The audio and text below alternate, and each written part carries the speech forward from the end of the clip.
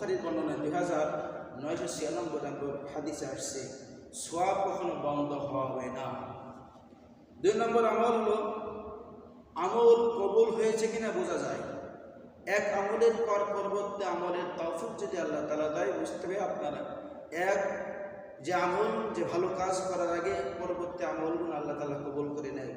হাসান বসরি রাহিমাহুল্লাহ বলেন, ইন্না মিন জাদাল হাসানাতিল হাসানা, নেক আমলের প্রতিদান, তারপর আরেকটি নেক আমলের তৌফিক হওয়াই তার আমল কবুল হওয়া।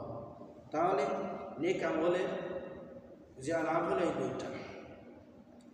রমজানের পরেও যদি আমাদের আমল রমজানের মতো অব্যাহত থাকে, তাহলে বোঝা যাবে আমাদের রমজানের সমস্ত আমলগুলো, রোজাগুলো আল্লাহ তাআলা কবুল হয়েছে। যদি রমজানের ভেতরে যে আমলগুলো আমরা করেছি, যদি ওই আমলগুলো, ওই ইবাদতগুলো রমজানের পরেও যদি অব্যাহত থাকে, তাহলে বুঝতে হবে আল্লাহ তাআলা রমজানের সমস্ত যে দোয়া সমস্ত আমলগুলো আল্লাহ তাআলা কবুল করেছেন। আর যদি না হয়, সব কিছু ব্যর্থ হয়ে যাবে। রমজানের বিদায়ের সালাম এবং যেগুলো করেছেন, যদি রোজা রাখেছেন, সেহরি খেয়েছেন ওই রাত্রে, তাহলে সব ব্যর্থ হয়ে যাবে, কষ্ট ব্যর্থ হয়ে যাবে। এই জন্য আল্লাহ তাআলা যেন আমাদের রমজানের ভেতরে যে অব্যাহত রেখেছে, রমজানের পরেও যেন আমরা সেই সমস্ত আমলগুলো, সেই ইবাদতগুলো অব্যাহত রাখতে পারি।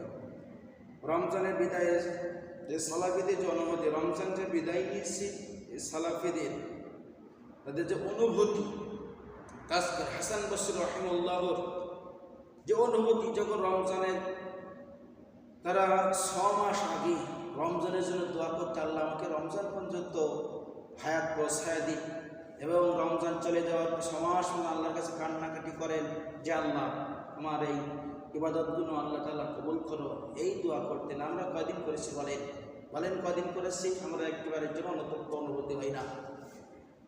এবং তারা কান্নাকাটি, হাসান বসরি রাহিমাহুল্লাহ কান্না করেছেন, আল্লাহর কাছে ক্ষমা চেয়েছে।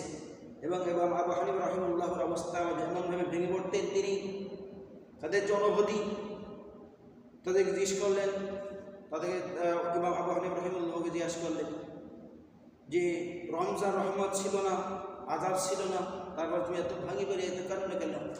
ইমাম আবু রাহিমাহুল্লাহ বলেন যে রমজান রহমতের মাস, আমার জন্য আযাবের কারণ যদি না হয়, এই জন্য আল্লাহর কাছে কান্নাকাটি করি।